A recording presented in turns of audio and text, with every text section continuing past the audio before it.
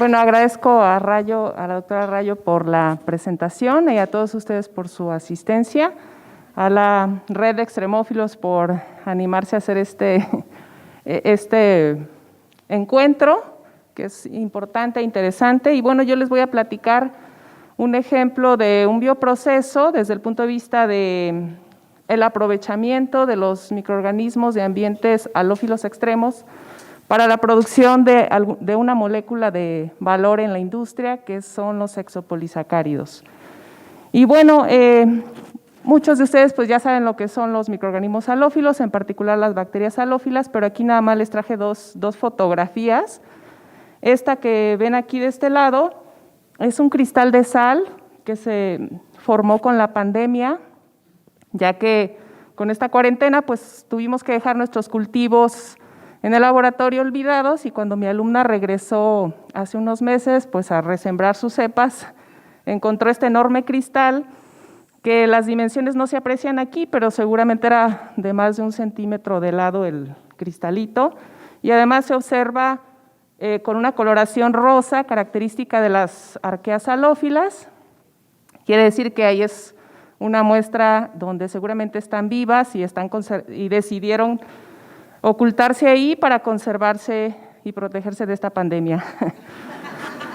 Y bueno, la otra fotografía es en Cuatro Ciénegas, uno de los lugares de muestreo.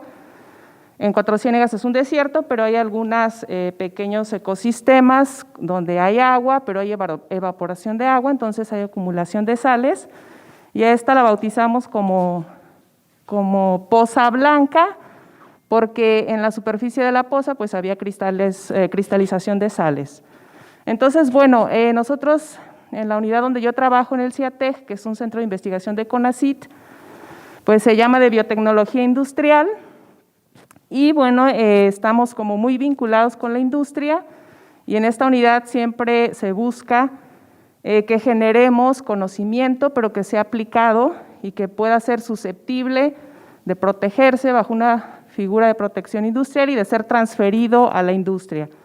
Entonces siempre nos están evaluando en base a qué tanto somos productivos en el diseño de bioprocesos que generen metabolitos de interés. Entonces, bueno, en el caso de los microorganismos halófilos, pues hay una serie de metabolitos que son interesantes, entre ellos los biocatalizadores o enzimas, los pigmentos, los biosurfactantes, pero hoy les voy a platicar en particular de un tema que son los polisacáridos. Y bueno, ¿por qué los polisacáridos? Sobre todo bacterianos, porque son biomoléculas muy interesantes para la industria y cumplen una función biológica para los microorganismos. Ahí en esa caja de Petri que ven ahí, hay una cepa de una bacteria, y si observan con atención, se observa alrededor de la bacteria una especie como de moco que crece alrededor, es decir, es mucosa la apariencia, y entonces todo eso es polisacárido.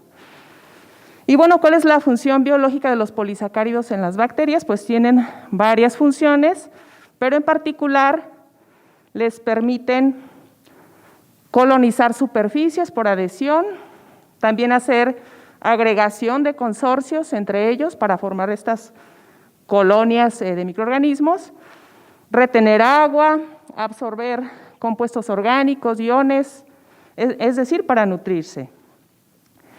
Pero ¿para qué los queremos los humanos? ¿Por qué son interesantes para la industria?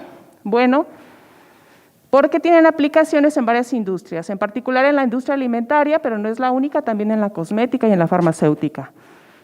¿Y por qué son interesantes? Bueno, porque tienen algunas actividades o le confieren alguna consistencia a las matrices donde están incorporadas. Por ejemplo, pueden funcionar como espesantes, como gelificantes, como emulsificantes. Y bueno, aquí les estoy poniendo un ejemplo de un alimento que contiene goma xanthana. La goma xanthana es la que más se utiliza, es de origen microbiano, y aquí les pongo algunos ejemplos de microorganismos y de qué hexapolisacárido producen. Y bueno, efectivamente la goma xanthana es de los más interesantes, ya que se producen actualmente alrededor de 96,000 toneladas anuales y estas tienen un valor de 235 millones de dólares. ¿Por qué son interesantes? Bueno, porque sustituyen a polímeros sintéticos y bueno, el uso de polímeros naturales para consumo humano es deseado. Entonces, además, una de las justificaciones para buscar en microorganismos halófilos es que estas moléculas van a conservar su actividad, es decir, su actividad espesante, su actividad gelificante o emulsificante, en una matriz que contenga sal. Por ejemplo, imaginen un producto, tal vez un embutido que tiene mucha sal y que va a requerir a lo mejor un gelificante, un espesante. Entonces, de los exopolisacáridos microbianos comerciales, pues se conocen todas estas aplicaciones en todos estos campos y estas son sus propiedades: espumantes, viscosificantes, gelificantes. Y bueno, encontramos a la xanthana, que es la que más se usa, que es tanto viscosificante como emulsificante, y algunos como los levanos, el alginato, tienen otras propiedades como espumantes, como floculantes, etc. Pero si se fijan en esta gráfica, hay pocos polisacáridos microbianos que tengan ambas actividades o que tengan dos actividades. Por ejemplo, actividad emulsificante y viscosificante. El ejemplo es la xanthana, pero es de los poquitos polisacáridos microbianos que van a tener varias propiedades de interés en la industria. Les cuento esto porque más adelante vamos a ver que el polisacárido que obtuvimos de nuestra bacteria halófila de Cuatro Ciénegas tiene varias de estas actividades, no solo una. Y bueno, ¿qué lugares elegimos para el aislamiento? Cuatro Ciénegas. ¿Por qué? Porque nos gustaba. Bueno, porque cuando yo era joven vi un documental de Cuatro Ciénegas y me llamó muchísimo la atención y siempre soñé con ir a Cuatro Ciénegas. Entonces, mi alumna de doctorado con la que comenzamos este trabajo es de Coahuila, de Saltillo, y también le gustaba el trabajo de los halófilos y también Cuatro Ciénegas, y coincidió que conocimos a Valeria Sousa y nos invitó a hacer algunas expediciones para Cuatro Ciénegas. Entonces logramos conocer esta hermosa laguna que está protegida, ahí es una zona protegida por la CONAMP, pero también por Pronatura Noreste, y es pues difícil entrar ahí para muestrear, ¿no? Se necesitan permisos de la Comisión Nacional de Áreas Protegidas de Cuatro Ciénega, quienes sí te dan el permiso, pero te dicen, puedes colectar suelo, pero no te lleves ni un pez, ni una tortuga endémica de ahí, ni una plantita. O sea, microorganismos sí nos dejan, pero organismos grandes no, porque no sé si la CONAMP no se ha dado cuenta que en el suelo hay microorganismos. Me dice, te puedes llevar suelo, pero no te lleves plantitas. Y yo ahí le dije, yo voy a suelo porque me interesan los microorganismos. Dijo que sí. Pero también nos comprometemos a hacer algo que se llama Protocolo de Nagoya, y en se dice que si encuentro algún metabolito de interés industrial y es comercializado y hay ganancias, se debe regresar un porcentaje de esas ganancias a los ejidatarios de Cuatro Ciénegas. Entonces, bajo esas condiciones, nos dejan muestrear en estos lugares, y el ejemplo que traigo hoy fue aislado de estas dunas de yeso. Es un lugar hermoso, un paisaje increíble, como lunar, y de ahí de las dunas, cerca de un sotol, este es un sotol, que es un primo de los agaves, que también es otro de los temas que me interesan. De ahí, cercano a un sotol, aislamos esta bacteria. Y bueno, esta bacteria, del análisis de identificación molecular, resultó que es Bacillus alocares. Eso resultó cuando lo analizamos, pero luego después se reclasificó como Salibacterium alocares. Así se ve la colonia en la caja pétrea al microscopio, se ve claramente que es mucosa, Y bueno, no les voy a contar mucho todo lo que hicimos, simplemente les voy a contar que estudiamos el efecto de la fuente de nitrógeno y de carbono sobre la producción del exopolisacárido. Usamos extracto de levadura y sacarosa y vimos que la mejor condición para la producción del exopolisacárido fue cuando había un desbalance, es decir, teníamos mucho extracto de levadura y poquita o nada glucosa.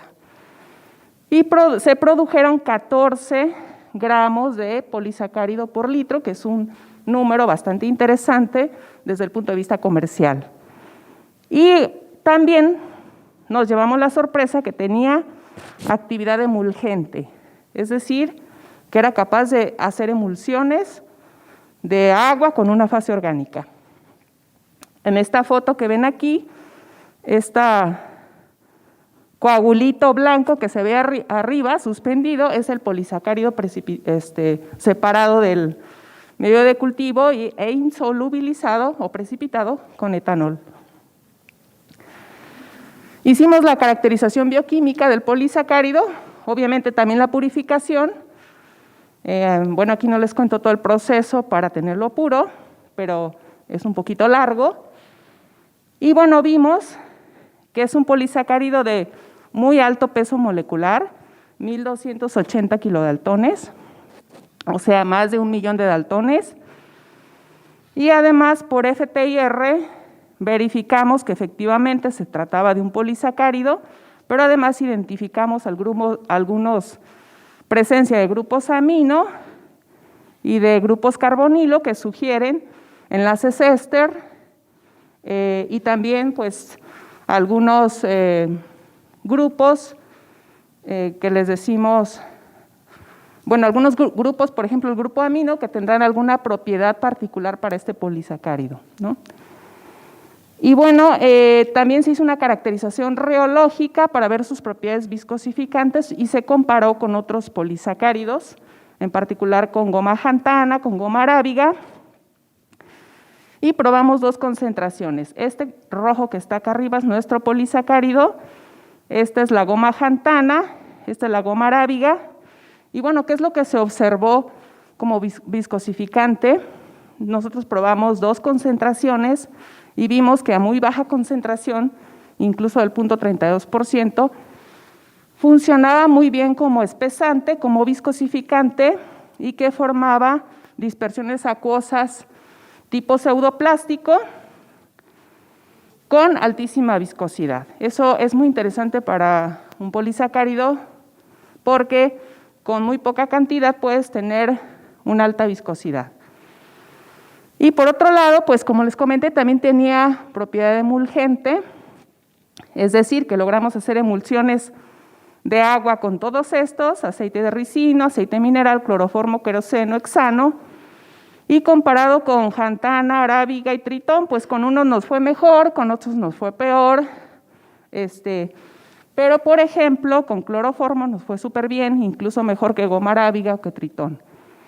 Pero esto no es lo más interesante es que fue posible conservar su actividad emulgente en rangos de pH desde 4 hasta 12, incluso, o pH de 7, como el control, y concentraciones de sal sin sal, pero también con 2 molar de sal, 4 molar de sal. En la temperatura a 40 grados centígrados, a temperatura ambiente, pues nos va súper bien, incluso a 40 grados centígrados, y la actividad emulgente disminuye a altas temperaturas. Sin embargo, pues esta amplia actividad a distintos pHs y concentraciones de sal es muy interesante para un exopolisacárido.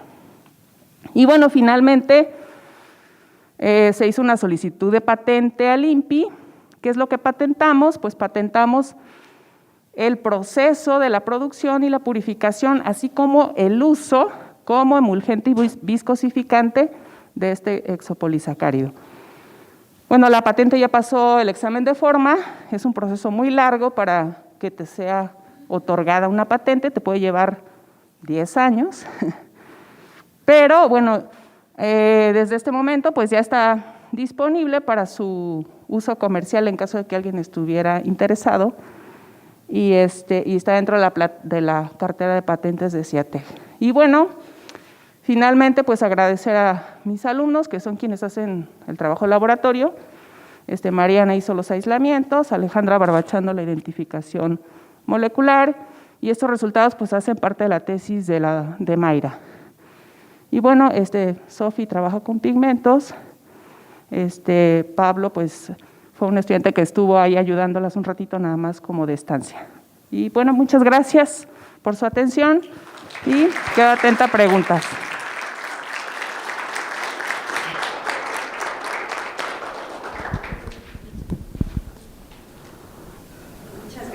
A preguntas, por favor. Sí. Yo solo quiero compartirte algo. Nosotros actualmente hemos conseguido la patente de una beta 1.3 glutana muy parecida al glutano.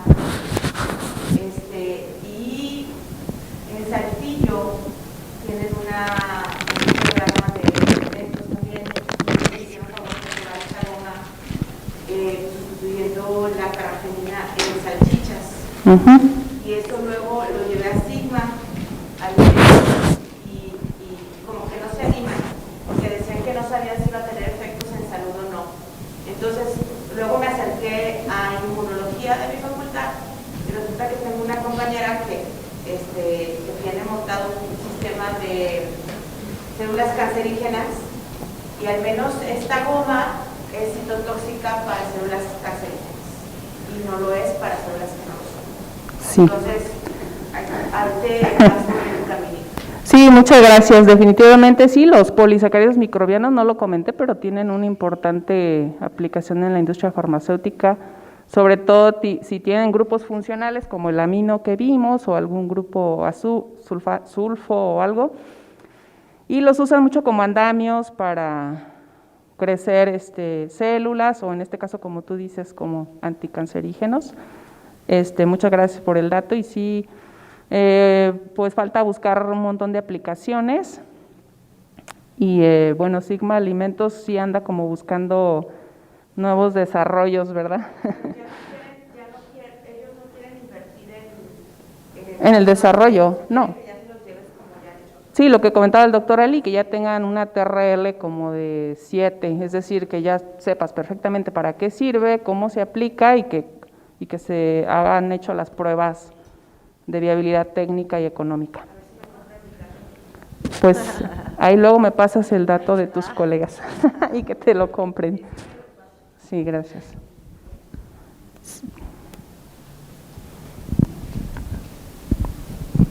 Gracias. Muy interesante el trabajo que están haciendo de los exopolisacáridos, perdón. Y muchas felicidades. Gracias. Bueno, yo pregunto sobre, yo no sé si lo mencionaste, la capacidad que tienen estos exopolisacáridos frente a pHs, por ejemplo, ácidos, porque en la industria del chile, bueno, cada lugar tiene su variedad, ¿no? En el caso de Tabasco tenemos el chile amachito, donde tenemos una microempresa y usamos como espesantes verduras, por ejemplo, ciertas verduras, pero tienen un costo, implican un costo. No sé si se han hecho alguna prueba de la capacidad, en este caso espesante, de los exopolisacáridos frente a un pH, en un pH ácido en este caso. Sí, bueno, exploramos a pH 4, habría que ir explorando pHs más, no sé qué pH tengan estas salsas, pero seguramente yo confío que sí tendría esa actividad espesante a pHs ácidos. Sería cuestión también pues buscar aplicaciones, ¿no? Al momento lo que patentamos fue el proceso para la producción y su uso como espesante y emulsificante. Pero definitivamente, pues, la búsqueda de las aplicaciones es un tema ya pues, que sigue. Tenemos ahí en CIATEC varios también colegas del área de alimentos con quienes puedo hacer todas esas aplicaciones y algún alumno se anota que quiera hacer esa parte, ¿no? Muchas gracias. Seguramente sí, yo pienso que sí. Buenos días. Me pareció muy interesante su trabajo. Tengo dos preguntas. Una es en cuanto manejas estabilidad en pH de 4 hasta 12. En el caso de esa variación, ¿a qué crees que se deba esa estabilidad que pueda cambiar a un pH extremo sin perder la estabilidad, el polisacárido? O sea, ¿cuáles son los compuestos, los componentes que tiene el polisacárido que creas tú que son los que le estén dando esa estabilidad? Y la segunda, con respecto a la patente que se está promoviendo, ya no se comentó con el doctor Ali, pero la pregunta es, cuando tú la redactas y la sometes al INPI, ¿en qué situación quedan los estudiantes? Entonces, ¿quedan como primer autor, como segundo autor? ¿Cómo va a quedar al final con el instituto, si se procede la patente? Gracias. Bueno, respecto de tu primer pregunta, pues los polisacáridos, por lo general, como azúcares, no tienen como grupos protonables, desprotonables en función del pH realmente, por lo que no cambia mucho su estructura. Sin embargo, algunos polisacáridos a pH y a temperaturas como de 80 sí comienzan a hidrolizarse, lo que se rompe es el enlace glucosídico. Pero mientras tú tengas temperatura ambientes, los polisacáridos sí suelen como ser estables a estas variaciones de pH. Eso atribuyo que es probable que por eso soporte todos estos rangos de pH. Y bueno, también no lo mencioné, pero los suelos de donde se aisló esta bacteria son suelos alcalinos, es decir, los pHs que encontramos ahí suelen ser bastante alcalinos y seguramente estas bacterias los producen pues para asociarse con otras, para adherirse a superficies, para conseguir alimento. Entonces, era de esperar que funcionara en pHs alcalinos, ¿no? Que fuera esta. Es un pH de 4, Uh-huh. los estaría produciendo para estabilizar en el pH, pero ¿qué pasa cuando son estables? Ajá. Sí, yo creo que su característica de polisacárido, su alto peso molecular, lo hace como un poco, bueno, bastante estable a estos cambios de pH y no así a la temperatura como vimos, pero lo que se degradaba no era en sí el polisacárido, sino la emulsión que generaba. Esa grafiquita que vimos ahí se refería a la estabilidad de la emulsión que son capaces de hacer. Entonces, en ese sentido, seguramente el polisacárido como tal será estable a pHs distintos, incluso a la temperatura, mientras estemos combinando pHs alcalinos, temperaturas altas seguramente soporta y pHs ácidos, temperaturas altas ya no, como polisacárido, pero en este caso como emulgente, la estabilidad de la emulsión fue bastante estable en esas condiciones. Y bueno, de la segunda pregunta, en CIATEG, la política de propiedad intelectual, y creo que así debe ser, reconoce la propiedad, la autoría intelectual de los alumnos y de los investigadores en las patentes. Entonces, en la patente están los alumnos, no ponen, sí hay casos donde han puesto al alumno como primer autor, pero no se estila mucho, casi siempre ponen al investigador de primer autor, y luego a los alumnos como autores, pero sí conozco casos en las que el investigador dice, tú escribe la patente y vos vas de primer autor de la patente también, ¿no? Entonces, quien la escribe es quien aparece como el primer autor, siempre reconocemos a los alumnos como autores, sin embargo, tanto investigadores como alumnos firmamos una cesión de derechos a nuestra institución. El conocimiento que generamos es de la institución. Entonces, reconoce nuestra autoría, pero no tenemos los derechos en la explotación. Los derechos son de la institución, son del CONACYT, y cuando esta patente se explota, las regalías pues van a la institución. Lo que sí pasa es que hay un estímulo estatal, en este caso no del CONACYT, no de la institución como tal, sino del gobierno del estado de Jalisco, que incentiva la generación de conocimiento y su protección. Entonces ellos sí nos dieron un incentivo económico y para todos, ¿no? Alumnos e investigadores igual.